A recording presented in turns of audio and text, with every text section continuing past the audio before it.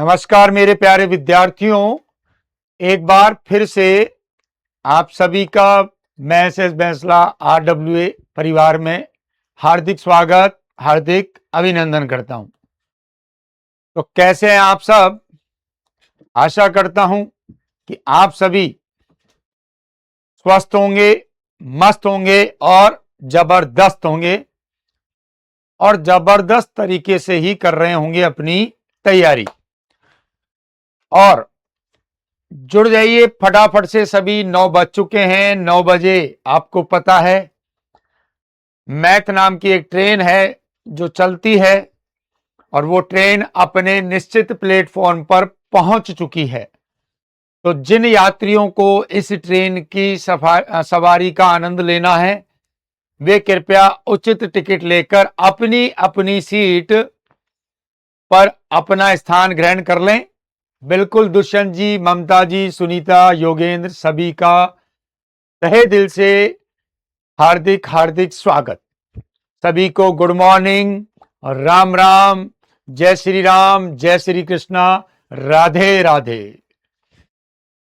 तो आ चुके हैं मेरे शेर और शेरनी।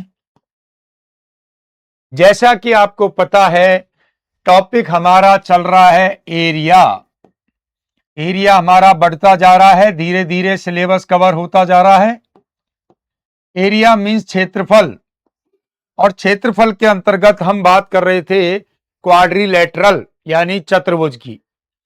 और चतुर्भुज के अंतर्गत कल की जो क्लास थी उसमें आयत का क्षेत्रफल क्या होता है, उसका परिमाप क्या होता है, उससे रिलेटेड किस प्रकार के प्रश्न बनेंगे, उनकी चर्चा हम कल कर चुके हैं। और लास्ट में मैंने चतुर्भुज से रिलेटेड कुछ कंडीशंस आपको बताई थी, फिर से एक बार रिपीट कर रहे हैं, रिकॉल कर रहे हैं, जिससे आपको चीजें याद हों कि कल अंतिम बार हमने क्या चीजें पढ़ी थी। तो समांतर चतुर्भुज कौन है जी? समांतर चतुर्भुज। इसके क्षेत्रफल की अगर हम बात करें तो क्षेत्रफल होता है जी आधार गुणा ऊंचाई, आधार गुणा ऊंचाई। और समांतर चतुर्भुज था कौन जी? समांतर चतुर्भुज ऐसा चतुर्भुज होता है जिसकी आमने सामने की भुजाएं समान व समांतर होती हैं और प्रत्येक कोण 90 डिग्री का नहीं होता है। आमने सामने की भुजाएं समान, प्रत्येक कोण 90 डिग्री का नहीं होता है, समांतर चतुर्भुज है। क्षेत्रफल के लिए जिस सूत्र का प्रयोग हम करेंगे उस सूत्र का नाम है जी क्या? आधार गुणा क्षेत्रफल, आधार गुणा ऊंचाई, आधार गुणा ऊंचाई। और ये आकृति इनडायरेक्ट वे में आपको बता रही है कौन? एक समांतर चतुर्भुज को, ए बी सी डी। तो यहां डी सी भुजा और ए बी भुजा, इसी प्रकार ए डी भुजा और बी सी भुजा समांतर है। नंबर 2 जो हमने चर्चा करी थी वो करी थी सम चतुर्भुज की। नंबर 2 चर्चा हुई थी हमारी किसकी? सम चतुर्भुज। और सम चतुर्भुज को इंग्लिश में बोला जाता है जी रोम्बस। क्या बोला जाता है? रोम्बस। और इसके अगर हम क्षेत्रफल की बात करें तो इसका जो क्षेत्रफल होता है वो होता है क्या? 1/2 गुणा D1 D2, या दूसरे अर्थों में कहें 1/2 गुणा विकर्णों का गुणनफल, विकर्णों का गुणनफल। परिमाप की अगर हम बात करें तो परिमाप का सूत्र होगा 4 गुणा भुजा, 4 गुणा भुजा। और इसके डायग्राम की अगर हम बात करें तो इस प्रकार का जो चित्र है वो हो जाएगा हमारा क्या? सम चतुर्भुज ए बी सी और डी। अब यहां पर दो आपके क्या आएंगे? दो आपके क्या आएंगे? विकर्ण और आएंगे, दो आपके विकर्ण और आएंगे। ये तो समचतुर्भुज की जो विशेषता है वो ये है कि इसकी चारों भुजाएं समान होंगी। समांतर चतुर्भुज में आमने सामने की भुजाएं समान थी, सर कल वाला सवाल गृह कार्य वाला उसको देख लेंगे रामदेव बेटा, मेरे को याद नहीं रहा कल। हाँ दिया तो था तुमको एक क्वेश्चन, मैं देखूंगा अभी, इस शीट में तो नहीं है बट फाइल में है तो उसको मैं देख लूंगा। तो इसके जो विकर्ण होते हैं, डायगोनल जो होते हैं, वो एक दूसरे को 90 डिग्री के कोण पर काटते हैं। समचतुर्भुज के जो डायगोनल होते हैं वो एक दूसरे को 90 डिग्री पर काटेंगे। और नंबर 3 था जी हमारा समलंब चतुर्भुज। नंबर 3 था जी हमारा समलंब चतुर्भुज। समलंब चतुर्भुज है मतलब ट्रेपेजियम, और इसकी विशेषता यह है कि इसमें भुजाओं का एक जोड़ा क्या होगा, समांतर होगा। इसलिए यहां सूत्र है 1/2 गुणा समांतर भुजाओं का योग। समांतर भुजाओं का योग गुणा उनके बीच की दूरी, गुणा उनके बीच की दूरी। इतनी चर्चा हम कल कर चुके हैं। यहां तक किसी विद्यार्थी को कोई समस्या हो तो बताएं।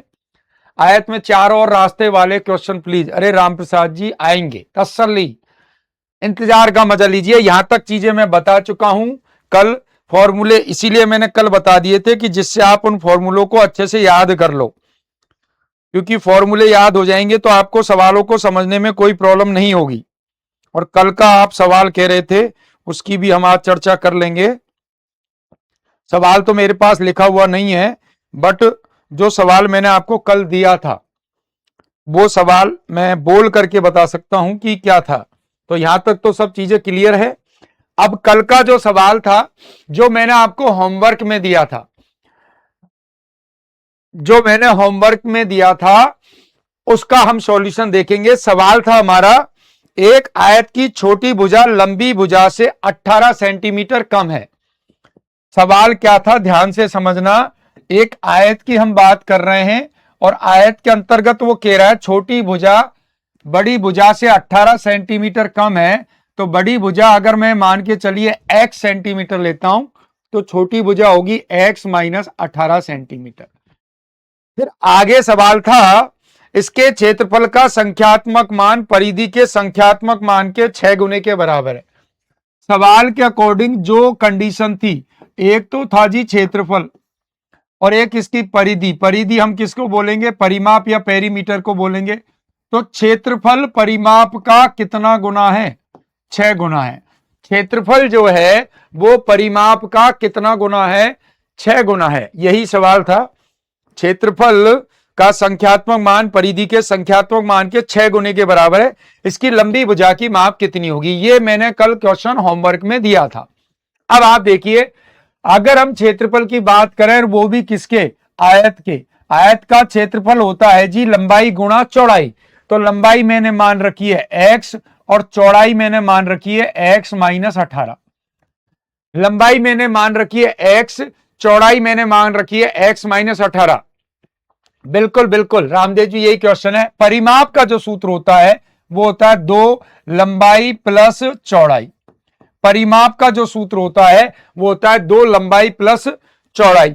अब यहां हमें बड़ी भुजा की माप बतानी थी और इसके जो ऑप्शन थे वो थे ये 33 सेंटीमीटर, नंबर 2 था इसमें 23 सेंटीमीटर, तीसरा था 36 सेंटीमीटर और चौथा था 21 सेंटीमीटर। ये इसके ऑप्शन थे। तो अब देखो सवाल क्या कह रहा है कि आयत का जो क्षेत्रफल है वह परिमाप का 6 गुना है। परिमाप का कितना गुना है, 6 गुना है। तो इसको बराबर करने के लिए मैंने इसको 6 से गुणा कर दिया। परिमाप को किससे गुणा कर दिया, 6 से। क्यों कर दिया, क्योंकि सवाल कह रहा है कि क्षेत्रफल 6 गुना है और जिसके लिए गुना वाली बात की जाइए वह चीज विपरीत वाले के साथ आएगी। अगर क्षेत्रफल 6 गुना है तो 6 से किसको गुणा करना पड़ेगा, परिमाप को। इसको जब हम सॉल्व करते हैं तो एक्स स्क्वायर माइनस 18x बराबर 6 दूनी 12, x प्लस x मिलके 2x हो गए। 2x को 12 से गुणा करेंगे 24x और 12 माइनस 18, 12 × 96, 12 एकम 12, 9 21, 216। इसको हम पूरी संख्या को इधर लेके आएंगे तो एक्स स्क्वायर, ये 24 इधर आएंगे तो माइनस में, तो माइनस में जुड़ करके हो गया ये 42x। 18x में 24x जोड़ेंगे तो माइनस के 42x और माइनस का 216 आएगा तो प्लस में 216 बराबर 0। अब ये आपका एक समीकरण बन गया है। ये जो समीकरण बना है, अब यहां ध्यान दीजिए, ये जो समीकरण बना है द्विघात समीकरण है। आपने 9th क्लास में या 10th क्लास में इस प्रकार के सवाल हल किए होंगे, और इनको हल करने के लिए हम क्या करते हैं, ये अंतिम जो संख्या है, अंतिम जो संख्या है, इसके ऐसे टुकड़े करने होते हैं, इसके ऐसे खंड करने होते हैं जिनको गुणा करने पर यह संख्या आ जाए, जिनको गुणा करने पर यह संख्या आ जाए और जोड़ने पर बीच वाली संख्या। तो मैं करूंगा इसके टुकड़े 36 गुणा 6, मैं इसके टुकड़े क्या करूंगा 36 गुणा 6, और दोनों जो चिन्ह आएंगे वो किस में आएंगे, माइनस में आएंगे। दोनों जो चिन्ह आएंगे वो माइनस में क्यों आएंगे, क्योंकि मुझे माइनस के 42 लाने हैं, मुझे माइनस के क्या लाने, 42। तो 36 गुणा 6 करेंगे तो 216 होगा, और 36 और 6 मिलके, 36 और 6 मिलके कितने बन जाएंगे, 42। इससे आगे इस सवाल को हल करने की जरूरत नहीं है। एक वैल्यू आपके पास माइनस में 36 है और एक वैल्यू आपके पास माइनस में 6 है। जब भी आप तीन पदीय गुणनखंड को चार पदों में बदलते हो, तीन पदीय कैसे बोल रहा हूं, एक एक्स स्क्वायर है, एक 42 एक्स है, एक 216 है, तीन एक तरीके से आपके पास संख्या है, इनको मुझे चार बनाना है। तो उसमें जब अंतिम संख्या के आप टुकड़े करते हो तो वहां जो दो संख्या आपको प्राप्त होंगी, तो वहां जो माइनस वाली संख्या होती है वही आपका आंसर होती है। यानी एक्स की जो वैल्यू है वो एक तो आई है 36 और एक एक्स की वैल्यू आई है 6, क्योंकि दोनों ही माइनस में है। एक तो एक्स की वैल्यू 36 आई है और एक 6 आई है। अब बात ये 36 और 6 आया, इनमें से कौन सा उत्तर होगा। तो आप गौर करो, अगर लंबाई का मान 36 रखते हो तो 36 में से 18 घटाने पर 18 आ जाएगा, लेकिन अगर 6 रखोगे तो 6 में से 18 घटाने पर माइनस में आएगा। इसका मतलब ये मेरा आंसर नहीं होगा, मेरा आंसर हो जाएगा option number C. Option number C. कोई टफ क्वेश्चन नहीं है, केवल आपको अभी चीजें पता नहीं है, बहुत नॉर्मल सवाल है। यही एक सवाल खत्म हो गया। अब चॉइस कैसे आया बेटा, ये देखो x प्लस एक्स मिलके 2x हो जाएंगे, और 2x को जब आप 12 से गुणा करोगे तो चॉइस x ही तो आएगा। तो ये सवाल यहीं पे खत्म है। बाकी इसको आप अगर आगे हल करना चाहोगे तो इसके टुकड़े बनेंगे x square minus 36x minus 6x plus 216।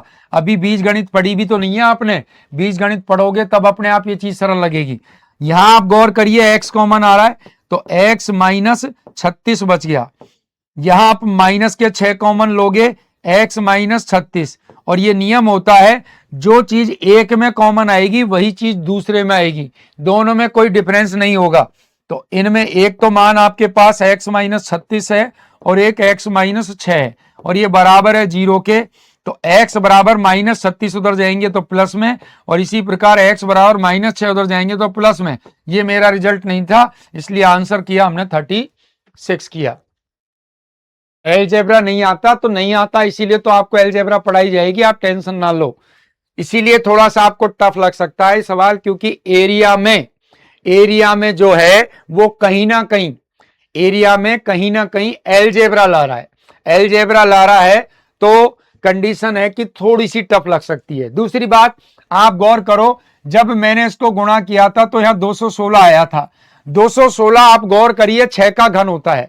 216 किसका घन होता है, 6 का घन होता है। तो निश्चित है मेरा जो उत्तर आएगा, मेरा जो उत्तर होगा वो 6 का मल्टीपल होगा। ये 6 का घन है तो मेरा उत्तर 6 का मल्टीपल होगा, यानी 6 का गुणज होगा। और 6 का गुणज यहां पर एक ही ऑप्शन था 36।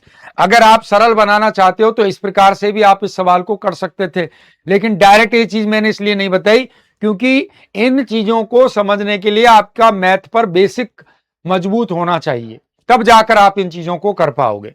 216 कैसे आया बेटा, 12 को 18 से गुणा करेंगे तो 216 ही आएगा। अब ऐसे सवाल करोगे तो कैसे काम चलेगा तुम्हारा, है 6 दूनी 12, 12 को 2x से गुणा किया था 24x, और 12 को 18 से गुणा करेंगे तो 216।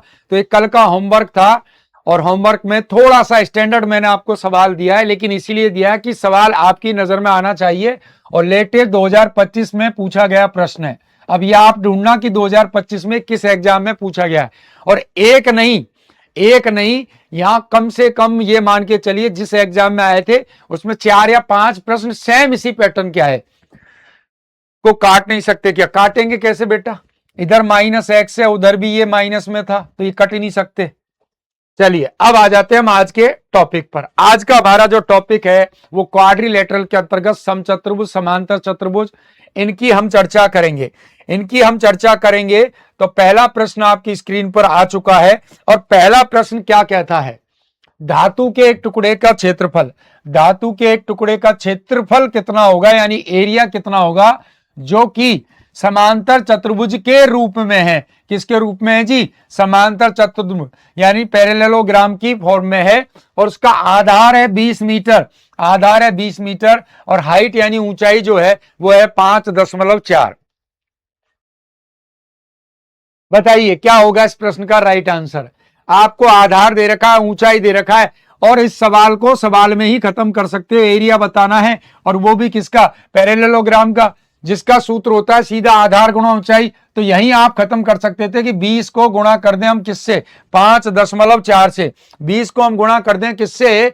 5.4 से। तो 54 दूनी 108, 108 कौन से ऑप्शन में मिल रहा है? 108 ऑप्शन नंबर ए में मिल रहा है। 108 ऑप्शन नंबर ए में मिल रहा है। यही मेरा आंसर है, यही मेरा आंसर। और बहुत बेहतरीन तरीके से आप सभी ने उत्तर भी दिया है। बहुत बढ़िया, बहुत बढ़िया, बहुत बढ़िया। नेहा बेटा सी नहीं होगा, जल्दबाजी नहीं करनी है। एक जैसे ऑप्शन है, 108, 801, 180, 810 देखने में एक जैसे ही लगेंगे और यही जल्दबाजी नुकसान करवा सकती है। बाकी एरिया का जो सूत्र होगा वो होगा बेस गुणा हाइट, यानी आधार गुणा ऊंचाई। आधार दिया गया 20, ऊंचाई दी गई थी 5.4। 54 दूनी 108 और एक जीरो, दशमलव की वजह से ये जीरो क्या हो जाएगा? हट जाएगा। तो 108 वर्ग मीटर, 108 वर्ग मीटर ये मेरे प्रश्न का आंसर हुआ। और बहुत ही बेहतरीन लाजवाब तरीके से आप सभी ने बिल्कुल सही उत्तर दिया है। बहुत बढ़िया। चलिए नेक्स्ट क्वेश्चन पर हम बढ़ेंगे। अगला प्रश्न क्या कहता है, एक समांतर चतुर्भुज, फिर से वही पैरेललोग्राम आ गया है कि ऊंचाई है 7 सेंटीमीटर और इसका क्षेत्रफल है 161 वर्ग सेंटीमीटर। इसके आधार की लंबाई ज्ञात कीजिए। आधार की लंबाई आपको बतानी है। बताइए क्या होगा प्रश्न का आंसर, बताइए फटाफट। ये भी कोई इतना बड़ा क्वेश्चन नहीं है, बहुत नॉर्मल क्वेश्चन है। क्या वो 25 सेंटीमीटर होगी, क्या 23 सेंटीमीटर होगी, क्या 21 सेंटीमीटर होगी या 19 होगी? ये भी केवल और केवल 5 सेकंड का प्रश्न है। 5 सेकंड और उत्तर मेरे पास आ चुके हैं। बहुत ही बेहतरीन लाजवाब तरीके से आपके उत्तर आ रहे हैं। क्षेत्रफल का सूत्र होता है आधार गुणा ऊंचाई। लेकिन इस सवाल में मुझे बेस ही तो बताना है, आधार ही तो फाइंड आउट करना है। तो आधार अगर फाइंड आउट करना है तो क्षेत्रफल में किसका? ऊंचाई का भाग दे दोगे, क्या आ जाएगा? आधार। और अगर क्षेत्रफल में आप भाग देते हो किसका? आधार का, तो आपको मिलेगी क्या? ऊंचाई। तो ये अलग से सूत्र नहीं है, ये सूत्र आपके सूत्र से ही बन रहे हैं, ये सूत्र से ही बन रहे हैं। तो 161 में भाग दे दीजिए 7 का पहाड़ा याद है तो आराम से आप उत्तर बता सकते हो कि इसका राइट आंसर गुरुजी 23 होगा। हमें 23 का पहाड़ा याद है, 23 सत्ते 161 होते हैं। तो 161 मेरे प्रश्न का आंसर। बताइए एक बार कमेंट करके, चीजें समझ में आ रही हैं? कोई समस्या तो नहीं है? बहुत बेहतरीन तरीके से उत्तर आपके आ रहे हैं तो लग तो रहा है कि चीजें समझ में आ रही हैं। अगला, एक समांतर चतुर्भुज का आधार इसकी ऊंचाई से, आधार जो है ऊंचाई से दुगना है यदि समानांतर चतुर्भुज का क्षेत्रफल है 392 वर्ग मीटर। तो आपको इसकी क्या बतानी है? ऊंचाई बतानी है जी। समानांतर चतुर्भुज है जिसकी क्या आधार जो है, ये है जी आधार, बेस जो है वो ऊंचाई से क्या है? दुगना है। ऊंचाई से क्या है? दुगना है। तो ऊंचाई क्या मान लें? जिसका कोई नहीं उसका कौन है? एक्स है। जिसका कोई नहीं उसका एक्स है। एक्स का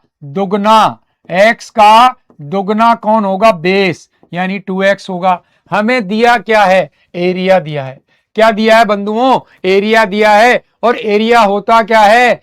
बेस मल्टीप्लाई हाइट, आधार गुणा ऊंचाई।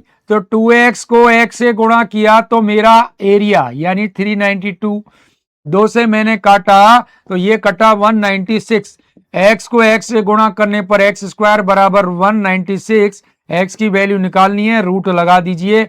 और बड़े प्रेम से आप जानते हो कि 196 किसका स्क्वायर है, 14 का, यानी आंसर हो गया ऑप्शन नंबर ए। क्योंकि मुझे ऊंचाई बतानी थी और आप देख लीजिए ऊंचाई हमने क्या मान रखी है। तो ऊंचाई की अगर हम बात करें तो वो तो x है, और अगर ऊंचाई ना पूछकर वो आपसे आधार पूछता तो आधार था मेरा 2x, तो मेरा रिजल्ट होता 28 मीटर। बोलो बात समझ में आई या नहीं आई? सर इसके बाद अलजेब्रा करो, वो मैं करवा दूंगा बेटा, अलजेब्रा नहीं होगा। एरिया अगर आपको पढ़ाया है तो एरिया के बाद आपको वॉल्यूम पढ़ाऊंगा मैं, क्योंकि जो कंसेप्ट यहां यूज हो रहे हैं यही कंसेप्ट आके चलकर आपको किसमें वॉल्यूम मिलेंगे। आयत यहां पढ़ रहे हो, आयत से आप वहां क्यूबॉइड यानी घनाभ बनाओगे, यहां वर्ग पढ़ रहे हो तो वर्ग से वहां पर आप क्यूब बनाओगे। तो जो फॉर्मूले यहां है वही चीज वहां यूज होनी है, तो उसी को हम लेंगे, क्योंकि उससे आपका वॉल्यूम भी क्लियर हो जाएगा। वो तुम चिंता मत करो, अलजेब्रा हुई, कोऑर्डिनेट हुई, सबकी जिम्मेदारी मैंने ले रखी है, काहे चिंता करते हो? अरे बबुआ क्यों टेंशन ले रहे हो, हम है ना, सब चीजों को सरल बना देंगे, टेंशन ना लो। इस मैथ को आपकी फेवरेट सब्जेक्ट बना देंगे। नेक्स्ट क्वेश्चन है, हा क्या मजेदार क्वेश्चन है। एक समांतर चतुर्भुज का आधार और ऊंचाई क्रम से 97 सेंटीमीटर और 43 सेंटीमीटर है, एरिया बताना है। बेस और हाइट आपको डायरेक्ट दे रखी है 97 और 43, और आपको फाइंड आउट करना एरिया। अब आप कहोगे सर ये सवाल क्यों दिया है, ये सवाल क्यों दिया है, इसमें भी तो हमें आधार गुणा ऊंचाई करनी है। तो ये सवाल तो सरल है, एरिया निकालना कोई प्रॉब्लम नहीं है। एरिया निकालने के लिए मैं बेस को मल्टीप्लाई कर दूंगा किससे, हाइट से। यहां इस सवाल को लेने का एक कारण है मेरा, वॉइस प्रॉब्लम कुछ नहीं है, एकदम परफेक्ट आवाज है। अरे बेटा हमारी तो आवाज ही ऐसी है कि अगर ये माइक नहीं होगा तो भी आपके दिलों तक हमारी आवाज पहुंच जाएगी, टेंशन ना लो। तो यहां इस सवाल को देने का जो मेन कारण है वो समझो। आप 97 को मल्टीप्लाई करोगे 43 से, तो पहली शर्त तो यह कि संख्या बड़ी मिली है आपको, संख्या बड़ी मिली है तो कहीं ना कहीं आपको टाइम लगेगा। यहां एक कंसेप्ट मैं आपको समझाना चाहता हूं, तो आप इसे कैसे हल करोगे। भाई देखो, अगर मान के चलो बेस मुझे 5 मिल रहा होता, हाइट मुझे 2 मिल रही होती, 5 को 2 से गुणा कर दिया 10 आ गया। बेस मान लीजिए 7 मिल रहा है, हाइट मान के चलिए 3 मिल रही है, 21 आ जाता। बेस मान लीजिए 10 मिल रहा है, हाइट मुझे 3 मिल रही है तो 30 आ जाता। बेस मुझे 12 मिल रहा, हाइट 8 मिल रही है तो 96 आ जाता। यानी जहां तक की मुझे टेबल याद है वहां तक की डिजिट मुझे मिल रही हैं, तो उसको सॉल्व करने में कोई प्रॉब्लम नहीं है। लेकिन अब मेरे पास दोनों ही डिजिट ऐसी हैं जिनको हल करने में मुझे कहीं ना कहीं टाइम लगेगा। इसको बिना मल्टीप्लाई किए आप उत्तर नहीं ला सकते। तो मैं यहां क्या सिखाना चाह रहा हूं, आप ध्यान दो। पहली चीज तो यह कि 2 अंकों की कोई भी संख्या आपको आपस में गुणा करनी है तो कैसे गुणा करनी है, थोड़ा सा ध्यान देना। इसकी प्रैक्टिस आपको करनी पड़ेगी घर पर। क्रॉस मल्टीप्लीकेशन एक मेथड होता है जिससे आप 2 अंकों की संख्याओं को जल्दी गुणा कर सकते हो। तो किस प्रकार से गुणा करना है उस चीज को थोड़ा सा आप समझ लो, ध्यान दीजिए कैसे गुणा करोगे। देखो, एक कंडीशन तो यह है कि इकाई को इकाई से गुणा करो, यूनिट को यूनिट से गुणा करो। तो 7 को 3 से गुणा करोगे 21, 21 की हासिल लग गई 2। ध्यान से समझना कैसे मैं समझा रहा हूं। 7 को 3 से गुणा किया, 21 का 1 हासिल लगी 2। फिर इनको क्रॉस गुणा करना है, फिर इनको क्या करना है, क्रॉस गुणा। 9 को गुणा करोगे 3 से, 9 को गुणा करोगे 3 से, और 4 को गुणा करोगे 7 से। तो 9 तिया 27 और 4 सत्ते 28, 9 तिया 27 हो गए और 4 सत्ते 28 हो गए। ये दोनों जुड़ के बन गए 55। 55 में 2 हासिल और जोड़ दिया, 57 का 7 हासिल लग गई 5। और लास्ट में दाई को दाई से गुणा कर दो, 9 चौक 36, 36 और 5 41, 4171, 4171 यानी option number C. Option number C मेरे प्रश्न का आंसर हुआ, ऑप्शन नंबर सी मेरे प्रश्न का आंसर हुआ। इस प्रकार से आप कोई भी 2 डिजिट को गुणा कर सकते हो। फर्स्ट कंडीशन में क्या करना है आपको, इकाई को गुणा करना है इकाई से, इकाई को गुणा करना है इकाई से। नंबर 2 वज्र गुणन का योग करना है, नंबर 2 में आपको करना है वज्र गुणन का योग। और नंबर 3 आपको करना है क्या, धाई को धाई से गुणा। ये आपकी स्टेप रहेगी, कभी भी 2 अंकों की संख्या को गुणा करना है। नंबर 2 आपको 97 को मल्टीप्लाई करना था 43 से, तो आप क्या और उत्तर निकाल सकते हो वो चीज और समझो। 7 को 3 से गुणा करते तो यूनिट डिजिट आपकी एक ही तो आती, एक आती। इससे पता चल रहा है कि मेरा बी ऑप्शन और डी ऑप्शन आंसर नहीं होगा, बी और डी मेरा आंसर नहीं होगा, तो ए और सी में से कोई भी एक आंसर हो सकता है। और इससे आप कह सकते हैं कि थोड़ा आंसर जल्दी निकाल सकते हो सकता है आपको एक ही ऑप्शन मिलता जिसका यूनिट डिजिट 1 होता। तो अगर मान लो यूनिट से मेरा उत्तर नहीं आ रहा तो आप ध्यान दो, 97 को 43 से गुणा तो करोगे ही करोगे, 3 को 7 से गुणा करा, एक के बाद हासिल चली गई 2, एक के बाद हासिल चली गई कितनी 2। 3 को 9 से गुणा करोगे, 3 9 में 27, 3 9 में 27 और 27 में 2 हासिल जोड़ी तो 9, फिर गुणा 4 7 28, 4 7 28, इतना ही करना है। अब एक की जगह एक आ गया, 9 और 8 कितने हो गए 17, 17 का मतलब मेरे अंतिम जो 2 अंक होंगे वो 71 होंगे, मेरे अंतिम 2 अंक होंगे वो 71 होंगे। 71 वाला मेरे पास एक ही ऑप्शन था, 71 वाला मेरे पास एक ही ऑप्शन था, तो वही मेरे प्रश्न का आंसर आ जाएगा। और मैं आपको 2 के एग्जाम्पल दे देता हूं, 2 अंकों को यदि गुणा करना हो, देखते जाओ आप संख्या। 36 को गुणा करना है 54 से, तो देखो 6 को 4 से गुणा किया 4, हासिल लगी 2, 4 तिया 12, 6 पंजे 30, 12 और 30 मिलके हो गए 42 और 2 44 का 4, हासिल लगी 4, 5 तिया 15 और 4 19, ये लीजिए 1944, 36 गुणा 54 आ गया। और देखिए साहब, मुझे गुणा करना है मान के चलिए 98 को 42 से, तो कैसे करेंगे, 8 को 2 से गुणा किया 6, 8 दूनी 16 का 6, हासिल लगी 1, 9 दूनी 18 और 8 चौक 32, 18 और 32, 18 और 32 50 और 1 51 का 1, हासिल लग गई 5 और 9 चौक 36, 36 और 5 41, ये लीजिए 4116। और मैं कई उदाहरण ले सकता हूं, आपको केवल इनकी क्या करनी है, प्रैक्टिस करनी है। जितनी ज्यादा आप प्रैक्टिस करोगे उतना आपके लिए बेटर है।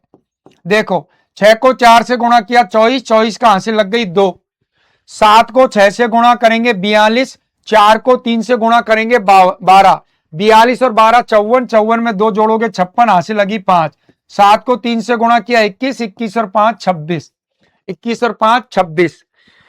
कोई भी 2 अंकों की संख्या ले लीजिए, दुनिया में कोई संख्या ऐसी नहीं बनी जो इस प्रकार से गुणा नहीं हो पाएगी। 2 को 2 से गुणा किया 4, 8 दूनी 16, 4 दूनी 8, 16 और 8 24, 24 का बना 4, हासिल लगी 2, 8 गुणा 4 32, 32 और 2 34, 3444।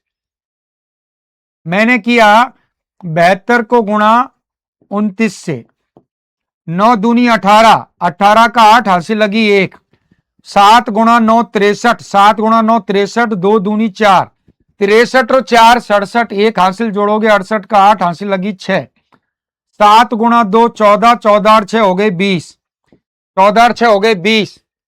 मुझे गुणा करना है 45 को 53 से, 5 गुणा 3 15 का 5, हासिल लगी 1, 4 तिया 12, 50 25, 25 और 12 37, 37 में 1 हासिल जोड़ दी 38, हासिल लगी 3, 4 पंजे 20 और 3 23। एक बार कमेंट सेक्शन में कमेंट करके बताइए 2 अंकों का जो गुणनफल होता है या 2 अंकों की संख्याओं को गुणा करना होता है, तो कंसेप्ट समझ में आया कि नहीं आया, फटाफट से बताइए मुझे।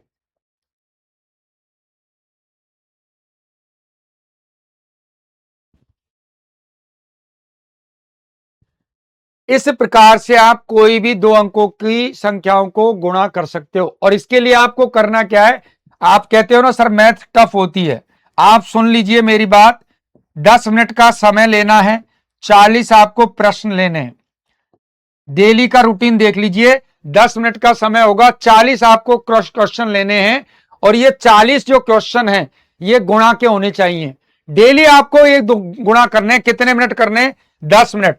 10 मिनट से ज्यादा समय नहीं देना, 40 प्रश्न में से आप कितने कर पाए, कितने सही कितने गलत, कोई भी दो दो अंकों के गुणा लिख लीजिए। दो काम होंगे बेटा इससे, एक तो आपकी जो कैलकुलेशन है वो बहुत ज्यादा फास्ट हो जाएगी, और कैलकुलेशन के अंतर्गत मल्टीप्लीकेशन जो है वो बहुत अच्छी हो जाएगी। और सेकंड कंडीशन जो है वो ये है कि आपको गौर करो, टोटल भी करना पड़ रहा है, ऐड भी करना पड़ रहा है, तो जोड़ने की जो आपकी प्रोसेस है वो भी फास्ट होगी। ठीक है, चलिए बहुत बेहतरीन। अगले प्रश्न पर आ जाते हैं। अगला प्रश्न ध्यान दीजिए, एक समांतर चतुर्भुज की संगत भुजाएं क्रम से 30 मीटर और 14 मीटर लंबी हैं। इसके भुजाओं के शीर्ष को मिलाने वाले विकर्ण की लंबाई 40 मीटर है। समांतर चतुर्भुज का क्षेत्रफल कितना है? ध्यान दीजिए सवाल क्या कहना चाहता है।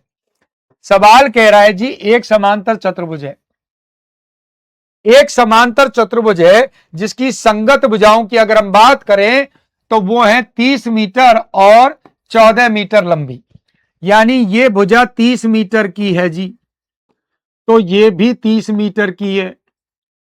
ये 14 मीटर की भुजा है, तो ये भी 14 मीटर की भुजा है।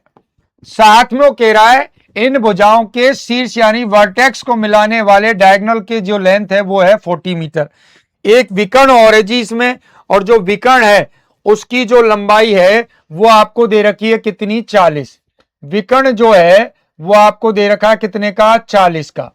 कितने का दे रखा है? 40 मीटर का दे रखा है। अब आपको इस समांतर चतुर्भुज का क्षेत्रफल बताना है। अब इस समांतर चतुर्भुज का जब आपको क्षेत्रफल बताना, तो यहां समझने वाली और सीखने वाली चीज क्या है कि आपने तो सर सिखाया समांतर चतुर्भुज का क्षेत्रफल होता है आधार गुणा ऊंचाई, बेस गुणा हाइट होता है। बेस तो मेरे पास है, बट मेरे पास हाइट नहीं है। मेरे पास क्या नहीं है? हाइट नहीं है। तो आप ध्यान दो, गौर करो, थोड़ा सा गौर करोगे तो क्या, जैसे मैं से नाम दूं ए बी सी और D, A B C D, तो मुझे समांतर चतुर्भुज का क्षेत्रफल बताना है। तो मेरा जो फॉर्मूला है वो इस पे अप्लाई नहीं हो रहा, तो क्या मैं इसमें कोई नई कंडीशन लगा सकता हूं? तो वो नई कंडीशन क्या होगी, आप गौर करो। इसमें आपको एक तो त्रिभुज एबीसी दिख रहा होगा, और एक त्रिभुज देख रहा होगा आपको ए सी डी। इन दोनों का हम क्या निकाल लें? क्षेत्रफल। इन दोनों का हम क्या निकाल लें? क्षेत्रफल निकाल लें, और उन दोनों को जोड़ दें। कहने का तात्पर्य यह है कि कोई भी डायग्राम है, चाहे वो समचतुर्भुज हो, समलंब हो, समांतर हो, आयत हो, वर्ग हो, कुछ भी हो, अब उसमें कंडीशन क्या है? उसमें कंडीशन क्या है? जो आप प्रॉपर फॉर्मूला लगाना चाहते हो वो अगर नहीं लग रहा है, ध्यान देना मेरी बात पर, वो अगर नहीं लग रहा है तो फिर आपको ये देखना है कि उसमें कौन सी आकृति बन रही है। तो मैंने गौर किया तो इसमें दो त्रिभुजों का निर्माण हुआ जिनकी भुजाओं की माप हो गई 14 मीटर, 30 मीटर और 40 मीटर। तो अगर मैं एक त्रिभुज का क्षेत्रफल निकालकर उसे 2 से गुणा कर दूं, क्योंकि दोनों त्रिभुजों की माप समान हो रही है, तो वही इस समांतर चतुर्भुज का क्षेत्रफल हो जाएगा। यानी जरूरी नहीं है कि आप आधार गुणा ऊंचाई लगाकर ही सवाल करो। कई बार हमें सवाल इस प्रकार से मिलेगा जिसमें प्रॉपर सूत्र हमारा अप्लाई नहीं होगा। काजू मीना जी, 3 अंकों की संख्याओं को गुणा करने का आपका इतना कोई काम नहीं पड़ता है। फिर 3 की बताएंगे तो आप कहोगे 4 का बताओ, 5 का बताओ। तो अब इसको करना कैसे? ये बन गया विषम बाहु त्रिभुज, तो सबसे पहले एस निकालेंगे। एस के लिए हमने ली 40 प्लस 30 प्लस 14 बटे 2, 70 80 4 84, और 84 में 2 का भाग देंगे तो मेरी एस की वैल्यू यानी अर्ध परिमाप आ गया 42।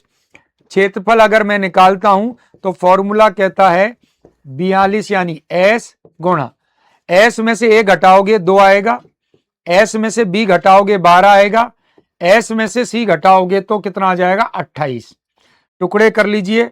टुकड़े मैंने करे तो 42 के टुकड़े 7 गुणा 6, 2 का 2 रहा, 12 के 6 गुणा 2 और 28 का 7 गुणा 4। चलिए जोड़ों को बाहर निकालिए। जोड़े बाहर निकले तो कौन कौन आया? 7 का जोड़ा बन गया जी, तो 7 बाहर आ गया। 6 का जोड़ा बन गया जी, 6 आ गया। 2 का जोड़ा बन गया जी, 2 आ गया। और इस 4 का वर्गमूल निकालोगे 2, तो 7 6 42 दूनी 84 और 84 दूनी हो गए जी 168 वर्ग सेंटीमीटर। 168 वर्ग सेंटीमीटर ये मेरे एक त्रिभुज का क्षेत्रफल आ रहा है। ये एक त्रिभुज है और ये दूसरा त्रिभुज है। चूंकि दोनों त्रिभुज समान है, दोनों त्रिभुज समान है, अगर एक का क्षेत्रफल 168 है तो दूसरे का क्षेत्रफल भी 168 होगा। तो इसको मल्टीप्लाई कर दीजिए 2 से, और 2 से मल्टीप्लाई करेंगे तो मेरा आंसर 336 यानी ऑप्शन नंबर ए। जैसे मेरा 168 आया, मुझे उत्तर दिखे, राहुल जी, संदीप जी, ममता जी ने सभी ने 168 आंसर कर दिया। यहां पता चल रहा है कि नकल हो रही है पूरी पक्की। लेकिन बेटा नकल में अकल चाहिए होती है। ये जो सूत्र से आंसर आया है वो केवल एक त्रिभुज का क्षेत्रफल आया है। मुझे त्रिभुज का क्षेत्रफल नहीं बताना, मुझे समांतर चतुर्भुज का क्षेत्रफल बताना है, और वो इसका डबल होगा। वो इसका क्या होगा? डबल होगा। और डबल में कंडीशन वही है कि 168 का दुगुना 336 होगा। तो आप इस बात का ध्यान रखिए, इस बात का ध्यान रखिए कि कई बार आपका डायरेक्ट प्रॉपर जो फॉर्मूला होता है वो नहीं लग पाएगा। तो उस स्थिति में आपको देखना पड़ेगा कि आकृति में कौन कौन सी आकृतियां बन रही हैं। 14 हाइट दे रखी है बेटा, ये 14 हाइट नहीं दे रखी है, वो कह रहा है संगत भुजाएं, कोरेस्पेंडिंग भुजाएं। संगत भुजाओं का मतलब क्या होता है? आपको मैंने बताया भी था रेखा और कोण में कि ये वाला जो कोण है, ये वाला जो कोण है, इसी प्रकार की कोण की कंडीशन यहां बनेगी इस जगह। तो जो भुजा ये है और जो भुजा ये है, इनकी माप दी है। तो एक भुजा 30 दी है, एक भुजा 14 दी है, उनकी हाइट नहीं दी है वो। अब इसका मैं एक एग्जांपल और बताता हूं आपको कि जैसे मान के चलिए, चलो इसको अभी छोड़ते हैं, एक और सवाल है इसी तरीके का, इसको और समझ लें, फिर हम बताएंगे आपको कि ये चीज मैंने क्यों करी थी। अब इस सवाल को देखो आप, एक चतुर्भुज की दो भुजाएं 16 सेंटीमीटर और 12 सेंटीमीटर है। ध्यान दो क्या कह रहा है, एक चतुर्भुज की भुजाएं हैं 16 सेंटीमीटर और 12 सेंटीमीटर, और उनके मध्य का कोण कितने डिग्री का है? 90 डिग्री का। तो चलिए साहब, जैसा उसने कहा वैसा मैं काम करता हूं। एक भुजा तो मैंने 12 सेंटीमीटर की ले ली, एक भुजा 16 सेंटीमीटर की ले ली, और जो दोनों के मध्य एंगल है वो 90 डिग्री बना दिया। आगे सुनिए साहब, उसकी अन्य दोनों भुजाएं 12.5 सेंटीमीटर प्रत्येक है।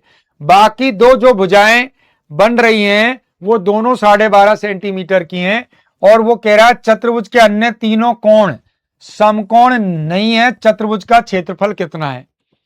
अब ये बाकी जो दो भुजाएं हैं, ये बाकी जो दो भुजाएं हैं वो 12.5 सेंटीमीटर की हैं, ये 12.5 की और ये भी 12.5 की।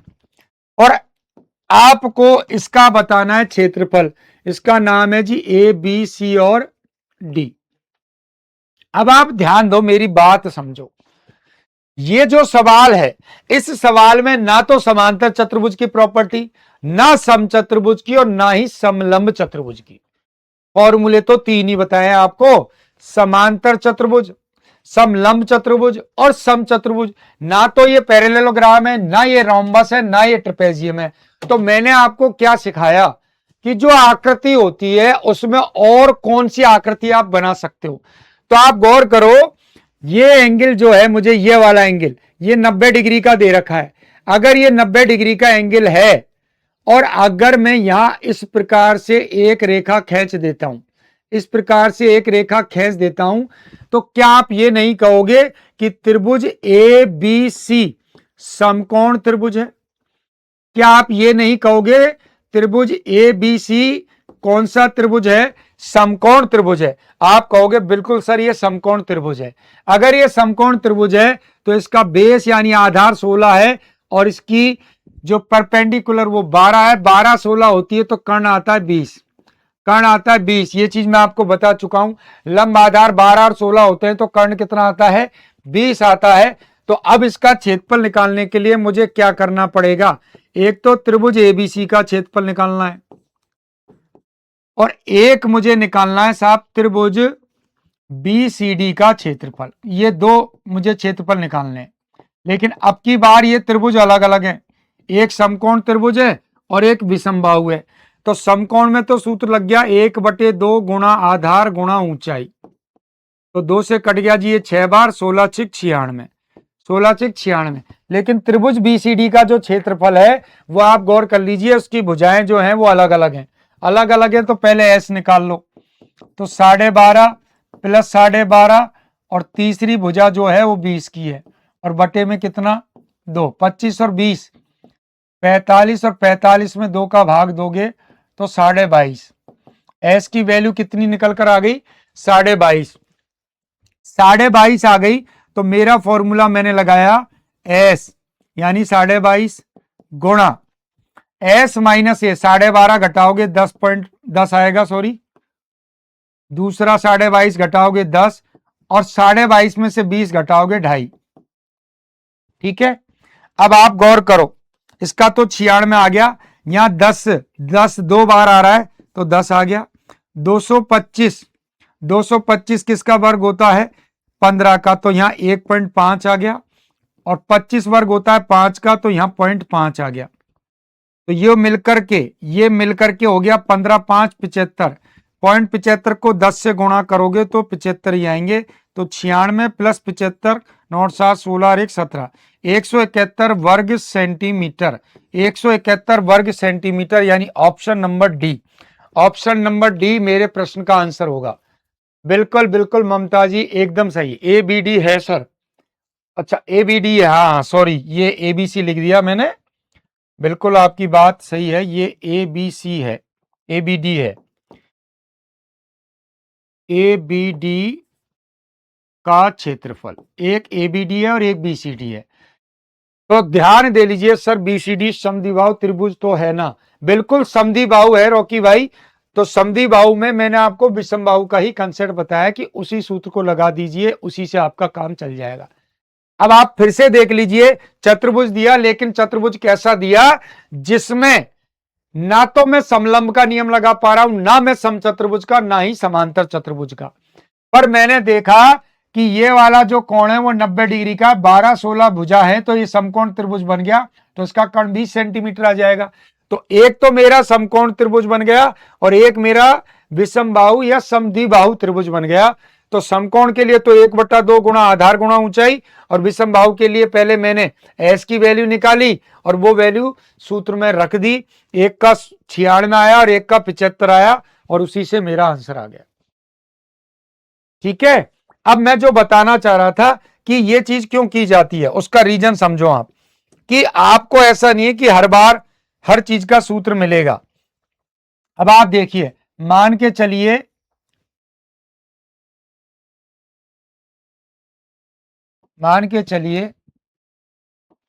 ये मैंने एक आपको क्या दे दिया, षटभुज दे दिया, ये मैंने आपको क्या दे दिया, एक षटभुज दिया है। अब मैं कहूं कि इस षटभुज की प्रत्येक भुजा 6 सेंटीमीटर की है, प्रत्येक भुजा कितने सेंटीमीटर की है 6 सेंटीमीटर की है, और मैं कहूं कि आप षटभुज का क्षेत्रफल बताओ, मैं कहूं कि इसका क्या बताइए, आप क्षेत्रफल बताइए। अब षटभुज के क्षेत्रफल का तो कोई सूत्र ही आपको नहीं बताया गया, तो हम क्या करेंगे, हमने क्या करा, इसमें विकर्ण बना दिए, इसमें क्या कर दिया, विकर्ण बना दिया। और जैसे ही मैं इसमें विकर्ण बनाता हूं तो इसमें आप गौर करो, मेरे पास 6 त्रिभुज बन जाते हैं, इसमें क्या होते हैं 6 त्रिभुज बन जाते हैं, और जो 6 त्रिभुज बनेंगे वो समबाहु त्रिभुज बनेंगे। 6 त्रिभुज जो बनेंगे वो कौन से बनेंगे, समबाहु त्रिभुज बनेंगे। तो षटभुज का अगर मुझे क्षेत्रफल निकालना है तो मैं क्या करूंगा, √3/4 गुणा भुजा का स्क्वायर, √3/4 गुणा भुजा का स्क्वायर, ये फॉर्मूला है मेरा किसका, समबाहु का। इसको गुणा कर दूंगा 6 से, इसको गुणा कर दूंगा 6 से, तो ये किसका सूत्र बन गया, षटभुज का क्षेत्रफल। तो 6 गुणा √3/4 गुणा भुजा का स्क्वायर, 6 का वर्ग हो गया 36, 4 से कट गया 9 बार, 9 6 54, 54√3, 54√3 वर्ग इकाई, इसका आंसर हो जाएगा। इसी प्रकार से मान के चलो, मैंने आपको ये चित्र दिया, मैंने आपको ये चित्र दिया जिसे मैं कह रहा हूं अष्टभुज, जिसे मैं कह रहा हूं अष्टभुज। अब मैं आपसे कहूं कि ये अष्टभुज बन रहा है साहब, इसका क्षेत्रफल अगर आपको निकालना है तो आप कैसे निकालोगे, तो वही कहा कि सर इसका क्षेत्रफल निकालने के लिए अभी तो आपने बताया कि इसमें हम विकर्ण बना देते हैं इस प्रकार से, इसमें हम क्या करते हैं इस प्रकार से विकर्ण बना देते हैं। और जब मैं विकर्ण बनाता हूं तो देखो 1 2 3 4 5 6 7 और 8, इसमें 8 समबाहु त्रिभुज बन गए। तो इसका क्षेत्रफल निकालने के लिए वही √3/4 गुणा भुजा का स्क्वायर, √3/4 गुणा भुजा का स्क्वायर, और उसको गुणा कर देंगे 4 से, तो 4 से तो 2 बार कट ही गया, तो 2√3 भुजा स्क्वायर, 2√3 भुजा स्क्वायर, ये अष्टभुज के क्षेत्रफल का सूत्र बन जाएगा।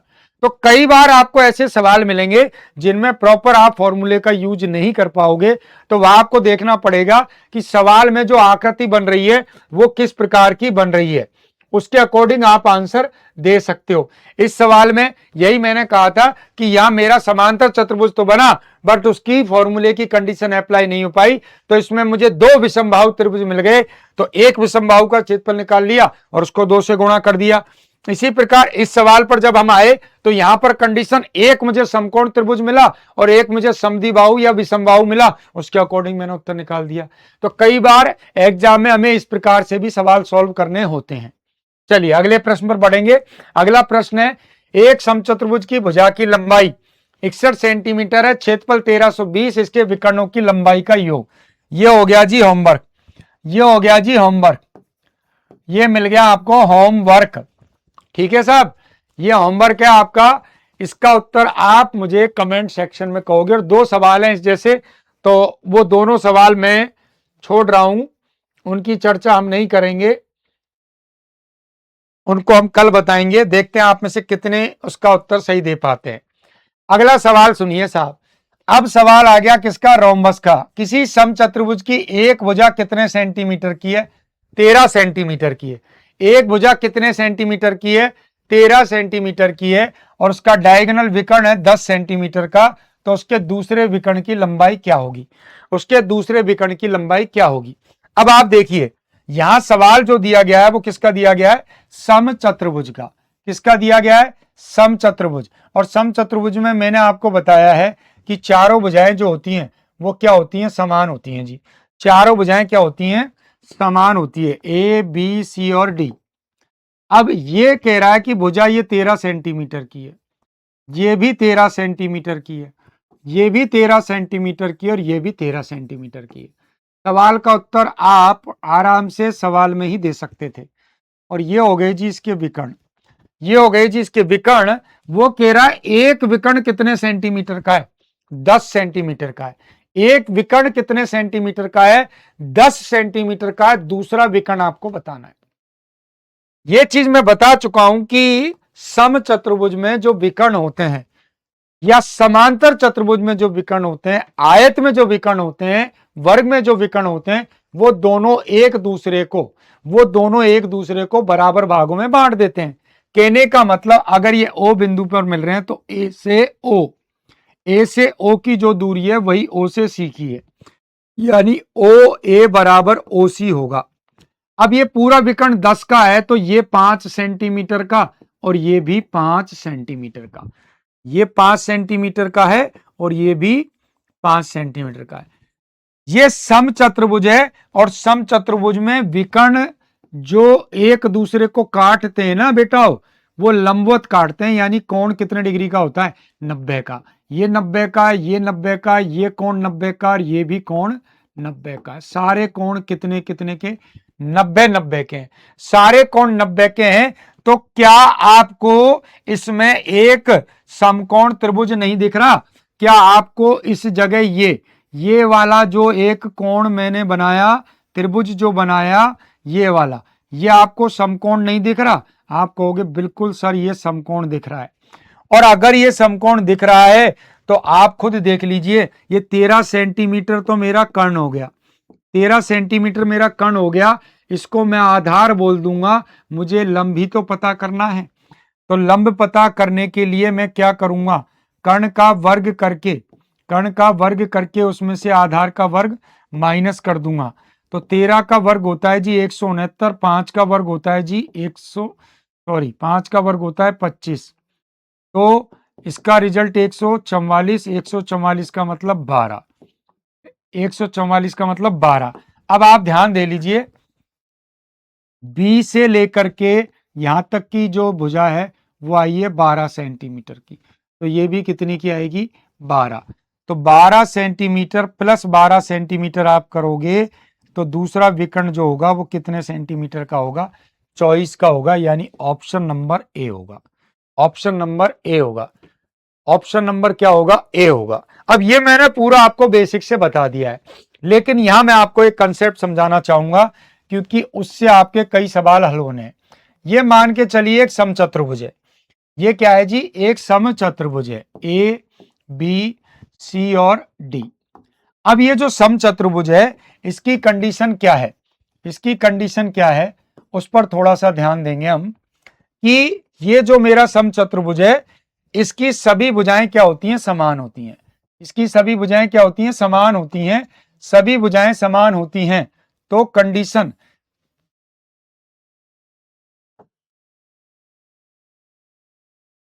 सभी भुजाएं समान होती हैं, और ये दो मैंने क्या बना दिए, विकर्ण। दो मैंने क्या बना दिए, विकर्ण। अब थोड़ा सा ध्यान दो, ये मैंने समचतुर्भुज बनाया है। समचतुर्भुज जो बनाया है तो ये ए बी इसकी क्या है, भुजा है। ए बी क्या है साहब, इसकी भुजा है। इसी प्रकार बी सी इसकी भुजा है, इसी प्रकार सी डी इसकी भुजा है, और इसी प्रकार ए डी भुजा है। ये चारों भुजाएं। अब ये जो है ना विकर्ण, एक दूसरे को कितने डिग्री के कोण पर काटेंगे, 90 डिग्री कोण पर। कितने डिग्री के कोण पर काटेंगे, 90 डिग्री के कोण पर काटेंगे। 90 डिग्री के कोण पर काटेंगे तो ये वाली जो भुजा है, ये वाली जो भुजा है आपकी, ये ए बी जो भुजा है, इनडायरेक्ट वे में ये कहलाएगी आपकी क्या, हाइपोटेनस यानी कि कर्ण। और इस भुजा की अगर हम बात करें, ये जो हिस्सा है, एक को हम लंब बोल देंगे और एक को हम क्या बोल देंगे, आधार। तो इनडायरेक्ट वे में क्या मैं सिखाना चाह रहा हूं कि अगर आप समचतुर्भुज ले रहे हो, अगर आप समचतुर्भुज यानी रोम्बस की बात कर रहे हैं तो यहां स्थिति क्या बनेगी, ध्यान देना। तो यहां तीन चीजें हैं मेरे पास, यहां मेरे पास तीन चीजें कौन कौन सी हैं। एक तो है मेरे पास इसकी भुजा, एक इसका पहला विकर्ण और एक इसका दूसरा विकर्ण। ये तीन चीजें हैं मेरे पास, ये तीन चीजें हैं मेरे पास। तो आप दिमाग में फिट कर लीजिए, भुजा जो होगी वो हमेशा समकोण त्रिभुज का क्या होगा, कर्ण होगा। भुजा जो होगी वो हमेशा समकोण त्रिभुज का क्या होगा, कर्ण होगा। और जो आपका विकर्ण D1 है और विकर्ण D2 है, इनका आधा, इनका आधा, इनका आधा, यानी D1 का आधा और D2 का आधा, इनको हम बोलेंगे लंब और आधार। इनको हम बोलेंगे लंब और आधार। ये हाइपोटेनस हो गया जी, ये आपका परपेंडिकुलर हो गया जी, और ये आपका बेस हो गया। इस चीज को आप अपने दिमाग में फिट कर लीजिए कि अगर मुझे सवाल समचतुर्भुज का मिल रहा है तो दिमाग में फिट कर लीजिए, ये बात आपको किसी भी किताब में नहीं मिलेगी, ये ध्यान रख लेना।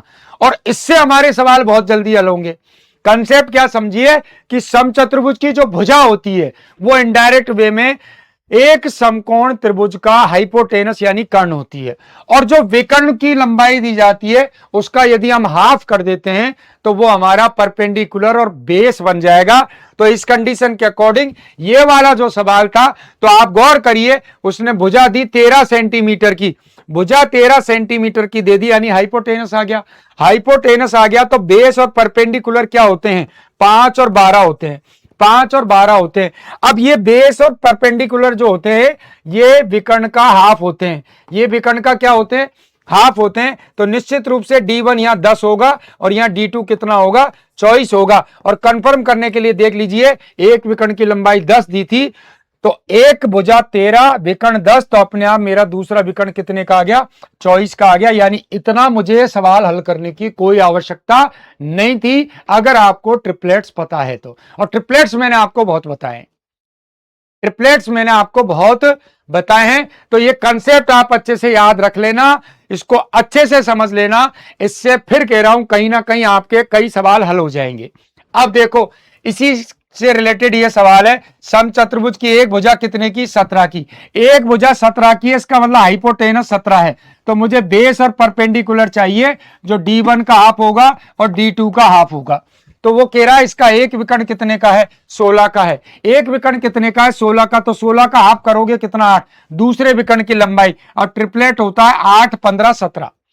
ट्रिपलेट होता है 8, 15, 17। अगर एक भुजा आपकी 17, एक विकर्ण 8, विकर्ण का आधा 8, ये 15, तो 15 का दुगुना कर दीजिए 30, 8 का दुगुना करोगे 16। ये देख लीजिए 16 मुझे विकर्ण दिया था, तो दूसरा विकर्ण कितने सेंटीमीटर का? 30 सेंटीमीटर का है। कितने सेंटीमीटर का? 30 सेंटीमीटर का। इस प्रकार से आप सेकंडों में उत्तर निकाल दोगे, सेकंडों में उत्तर निकल जाएंगे भाई। अब आप खुद देख लो चीजें आपके समझ में आई या नहीं आई, देख लो चीजें समझ में आई या नहीं आई। फटाफट से मुझे कमेंट करके बता दो, क्योंकि आज इतनी ही चीजों की चर्चा हम करेंगे। बहुत आराम से आप इसका उत्तर निकाल सकते थे, कोई आपको चित्र वित्र बनाने की जरूरत नहीं। बाकी मैं डायग्राम से भी समझा देता हूं। ये डायग्राम है, मान के चलिए ये भुजा 17 की है, पूरा विकर्ण 16 का है, तो ये 8 होगा और ये 8 होगा।